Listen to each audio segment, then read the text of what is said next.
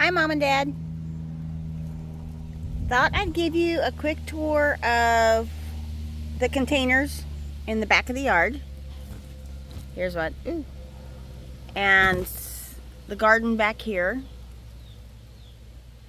This one, these are going to be tomatoes and some of the herbs. So that particular tomato plant, this is, and this is one plant? Yeah, this is one plant. This is the Cherokee Whopper, which is a cross between Parks Whopper and Cherokee Purple. It is a favorite among everybody at church. When I grow these, that's the one they want the most. They love this one. So you can see we're still getting lots of blooms. We're still setting blooms. It hasn't gotten too hot here, luckily.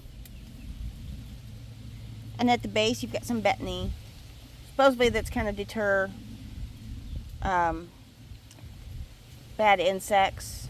But honestly, it's a real pretty little plant when it starts blooming.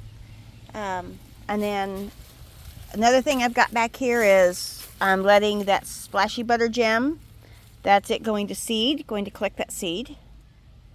See how big and tall they are. And then I have a little bit of dill in these smaller containers. There's some more dill. Now that is Emily basil. And it's a really great tasting basil, but the grasshoppers have just had a field day with it. But they're leaving some of the other basil alone, which is good. And then we'll go past, that's that Cherokee Whopper. Then we'll go past and go over here. This is the Dr. White, which is that yellow beefsteak. And it is finally, this one's finally setting fruit. So as you can see, I've got one there. And I have been just absolutely trying to get this thing to grow. And then down below, I usually throw some basil down in there. So that's a lettuce leaf basil I just harvested. So it's got a great big crinkly leaf. It is a fantastic mild basil. And it's a great big crinkly leaf. And I have used it in sandwiches. So you can dry it and use it like basil. Or you can use it in like when you put lettuce on a sandwich. You can put one lettuce of this in there with it. And the flavor's really amazing on a sandwich. And then these are my Berry's Crazy Cherry Tomato. They make these giant clusters. And these will turn yellow. And they're thin-skinned. And they're really sweet. So and it's a nice, big, healthy plant. I will say that when blight hits, this is probably one of the first that takes the blight. So just hopefully get them in early. Get your tomatoes, enjoy them, and when blight starts, the plant will probably get yanked to keep it from spreading. And then, once again, I'll have like basil at the base. I just harvested some of that. That's going to be like Genovese. And then over here, more lettuce leaf basil. And then that little plant at the base is called holy basil or tulsi. You can use it in tea, but it also grows a pretty flower that's a pollinator attractor. So I use it. But this tomato plant is called a Juliet. This is one of the toughest plants in the heat I've had. It'll produce longer than any of them. It seems to be blight resistant. It keeps putting on fruits. It's got a bunch of fruits down here too. I've got 2 or 3 places this thing's got fruit in. I only bought one of these because it's all I had room for. And look at them. They're great. It's a good plant. I get one of these every time. I need to go ahead and save seed. And then, of course, I threw in a pepper. I had a pepper I had to throw in, so I tossed it in over here. And then these containers are going to be cucamelons and cucumbers, pretty much. So this one here is called Bait Alpha. And it is a nice small, I like cucumbers that are small, like pickle size. I don't like big cucumbers. So I haven't had as much luck. There's a baby cucumber. With these as some people do, but I do like them, and I know I've got to figure out what the knack is to make them grow well, because everybody talks about raves about them. And I do love the flavor, but I just haven't had the production I really wanted. And then this is like a variegated basil that just needed to be tucked in somewhere. It is edible, but I kind of just like the color of it. What's next to it is called a cucamelon. And that's going to be these little tiny, viney, like grapevine-ish leaves with all the tendrils. You can see a little cucamelon right, where is it? There it is. There's a little cucamelon. These are about the size of an olive, if not a little bit smaller. It really likes the heat, so it's going to take off and produce a lot as it gets hotter. So like these big cucumbers will fade out in the summertime, and the cucamelons will take over and start producing. It literally just tastes, it's about the size of an olive, and it tastes just like little cucumbers. They're awesome. And there's the flower stalk that's starting on that holy basil. Now the other cucumber I have is a short white, and literally that's what it's called, midget white or short white. This one's more prolific. In my opinion, it's a sturdier plant, it's hardier, it makes more cucumbers. You can see all the little cucumbers that are starting. Oops. Every morning it's buzzing with bees all around it. I got a cucumber back there. Yeah. See if you can see it. There you go. There's a little chamomile in there. I'm going to have to pluck it out and transplant it. There's actually a variegated pepper plant in here, and that's probably going to get plucked out. It's got a pepper on it too. Oh, and then you're being a pest. I know. That's Manny. And nobody's paying attention to Manny. I know, baby. You need some love. Hang on. Give me a minute. But no, this cucumber is probably one of the better ones I've had. It is getting bigger than I expected. So I put a trellis over here for it to start attaching to. Add an extra trellis.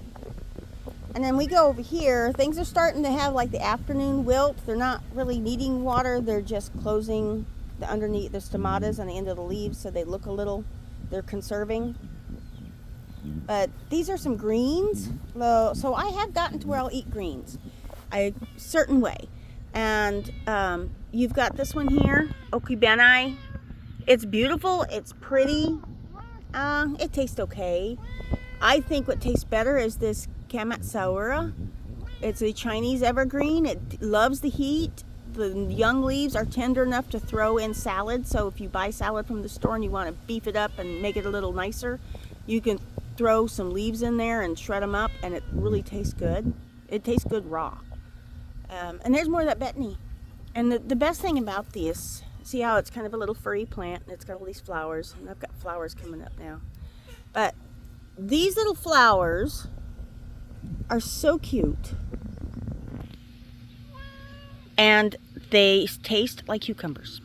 So you can pick the flowers, put them in a salad, and each one tastes like a little tiny cucumber. For reals. So it's an edible flower as well. There's my thyme. I have 2 patches of thyme. And then I'm also growing some purslane.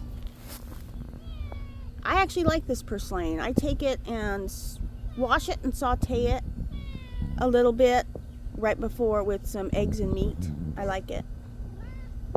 That's majorum. And then of course I've got a new stand. I raised a new stand of chives this year. And I had to do a new stand of parsley. Parsley is biannual here, so it has about a 2-year life, and then it goes kaput, and it should reseed itself, but we had a hard time getting it to reseed after the last couple winters. So I went on a binge of growing parsley and got enough plants up, and there's some smaller plants in there still. That's lemongrass back there. And I'll tell you about that hole in a minute. Here's that anise hyssop I grow. Those will get like 4-inch tall purple spikes, and the bees love it. The leaves do have an anise scent to them. Some people do make an anise tea. I'm not hip on that. But it attracts pollinators, and when it goes to seed, the goldfinch come and eat the seeds. So I think it's a win-win on a plant. And it will be in mild winters. It comes back every year. You're going to see this Artemisia, which is this white silverish leaf. I got conned into buying that, and it's a pest. It actually just spreads itself by rhizome everywhere. So that's what that big patch is back there. I'm going to be sowing some other stuff in there when we get back from our trip.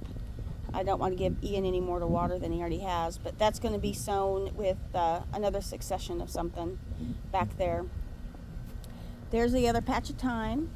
Here is my giant sage plant. Look how big it is. It's so big that the center kind of died out a little bit, so that's a cauliflower in the middle.